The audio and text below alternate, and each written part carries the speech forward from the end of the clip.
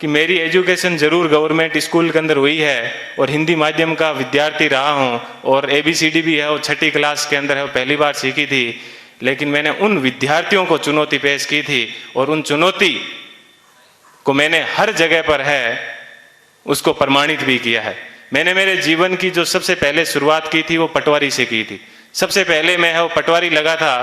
उसके बाद में है वो ग्राम सेवक लगा था, उसके बाद में 3rd ग्रेड टीचर था, उसके बाद में 2nd ग्रेड टीचर था, फिर असिस्टेंट जेलर में RPSC टॉप की थी,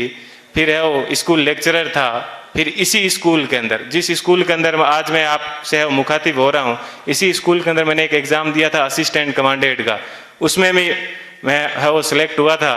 और उसके बाद में कॉलेज लेक्चरर भी मैं है वो रहा था और फिर RS 2012 के अंदर 108वीं मेरी है वो मेरिट आई थी। तो उसके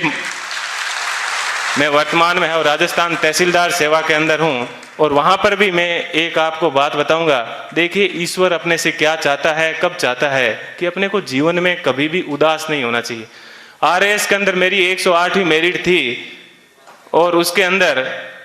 मेरे को DSP मिल रहा था,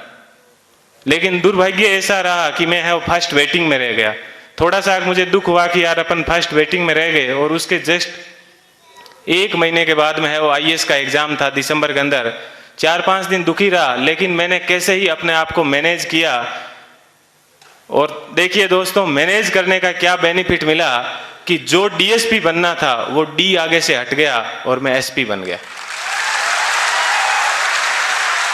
बात यह है कि अपन जीवन के अंदर चाहते क्या है, अपन अपने आप को कितना डिवोट कर पाते हैं।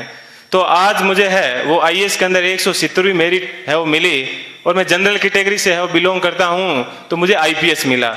मैं यहाँ पर रुका नहीं हूँ, मैं वापस तैयारी कर रहा हूँ और इस बार मुझे आशा है कि हिंदी माध्यम के अंदर IAS में किसी की अभी तक फर्स्ट मेरिट नहीं आई है और मेरी ये पूरी की तमन्ना है कि कम से कम मैं यहाँ उस स्थान तक है वो पहुँचूँ। कि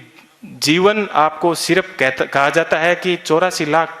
योनियों के बाद में एक बार आदमी को जीवन मिलता है, तो बहुत ही शानदार आप लोगों को है वो जीवन मिला है। इस जीवन को आप एंजॉय कीजिए, कभी भी घमंड मत कीजिए, चाहे आप जीवन में कुछ भी बन जाओ, हमेशा बेहतरीन रहिए।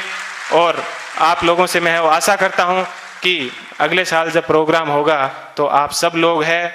वो यहाँ पर आने का मौका मिले। थोड़ी सी देर पहले मैं देख रहा था कि मालाएं कम पड़ रही थी, तो अगले साल इतनी संख्या माना कि सब मालाएं कम पड़ जाए,